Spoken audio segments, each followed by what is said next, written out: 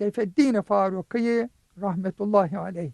İmam-ı Muhammed Masum Fârûkî Hazretlerinin 5. oğludur. İsmi Muhammed Seyfeddîn, nispeti Fârûkî'dir. Muhis-Sünne lakabıyla meşhur olmuştur.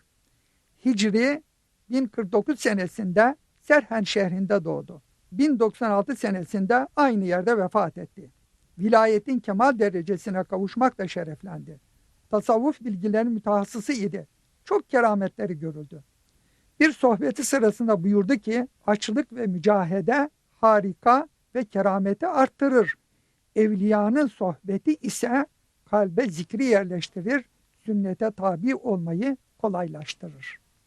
Her saat emri maruf yapardı. Ömrünü İslamiyet'in emir ve yasaklarını öğretmek ve insanlara anlatarak onların dünyada ve ahirette saadete, kurtuluşa ermeleri için çalıştı. 1400 veli yetiştirdi. Böylece insanların hidayete kavuşmalarına vesile oldu.